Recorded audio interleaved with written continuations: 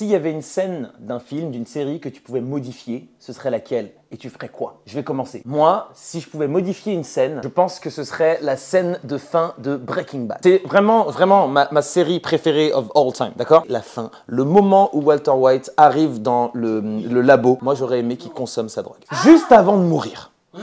Juste avant de mourir, il a jamais consommé de drogue de toute sa vie, Walter White. Il vient de se prendre une balle, le mec va mourir, il le sait. On est arrivé à la fin de son arc narratif. J'aurais kiffé qu'il y a des morceaux, à côté de lui. Et moi, je me suis dit, oh, prends-en. Ils prennent, ils consomment, ils tombent. Et on termine avec le plan travelling où il ouvre les yeux, il est juste défoncé et il meurt comme ça. Moi, c'est ce que j'aurais vraiment voulu voir à la fin. Alors, moi, en vrai, c'est pas une scène que j'aurais modifiée. J'aurais changé un film entier. Morbius.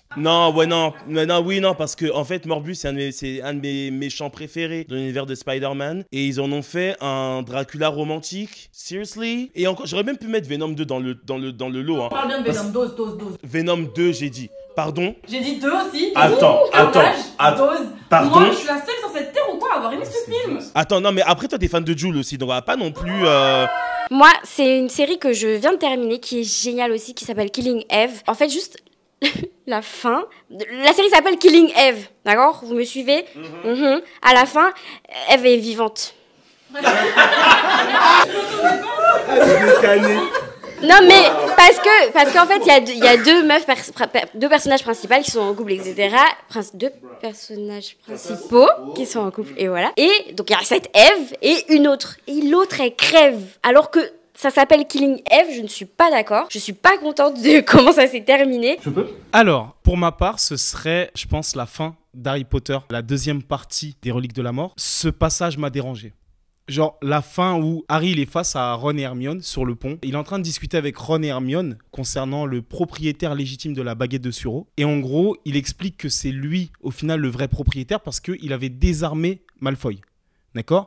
Malfoy qui avait désarmé Dumbledore. Jusque-là, vous me suivez, pour ceux qui ont vu et qui ont compris. Et en fait, le problème, c'est que à ce moment-là, il casse la baguette et il la jette et c'est fini. Alors que dans le roman, il remet la baguette dans la tombe de Dumbledore. Et juste avant de reposer la baguette, il répare sa propre baguette qui était cassée à la base. J'aurais aimé avoir ce final. Moi, j'ai un avis et je pense que tout le monde va être d'accord ici. C'est un peu la facilité, mais changer la fin de Game of Thrones, c'est pas possible d'avoir fait un sans faute. Bon, peut-être que la première saison, elle était un petit peu lente à démarrer, etc.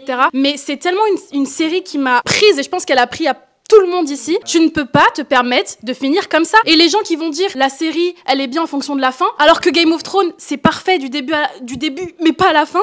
Moi, ça me frustre. Moi, je suis énervée. Moi, j'ai besoin de parler. Moi, personnellement, la scène a changé. Je suis aussi dans Game of Thrones, hein, parce que franchement, la longue nuit, on en parle ou pas? La longue nuit qui dure un épisode. Elle aurait dû être divisée en 2 épisodes. Non, voire en 3 même. Tellement que cette guerre était censée être intense. Tu nous teases pendant 7 saisons cette longue nuit, elle ne dure qu'un épisode d'1 heure. Avec la mort drôle de Bella Ramsey dedans. Bah, moi, c'était difficile parce que j'ai la même réflexion par rapport à 2 séries, que ce soit Viking ou Peaky Blinders. Je trouve que les personnages principaux ont toujours été humiliés à la fin. Et donc, du coup, pour moi, il faudrait refaire la dernière saison de Peaky Blinders parce que Tommy Shelby est passé pour un gros naze. Alors que pendant toutes les saisons, c'est genre le badass de chez Badass, c'est le plus fort, le plus charismatique, le plus tout. Dans la dernière saison, il est claqué. Et Viking, c'est pareil. Ragnar, à la fin, ils le font passer vraiment pour un débile, un trou de balle, quoi, vraiment, qui se drogue, qui est plus capable de rien. On savait déjà comment il allait mourir parce que dans la mythologie, on connaît déjà comment il meurt. Mais il n'y avait pas besoin de le faire passer comme ça pour un nul à la fin. Vraiment, c'était vraiment, ils l'ont représenté comme un clochard. J'espère que cette vidéo vous a plu, j'espère que vous étiez confortablement installé dans le bien-être de vous-même parce que c'est important. N'hésite pas à t'abonner et liker cette vidéo aussi parce que ça nous permet de voir si vous avez kiffé et ça nous soutient. Donc franchement, on en prend. On se retrouve très bientôt. D'ici là, regarde de bons films. Ciao, ciao.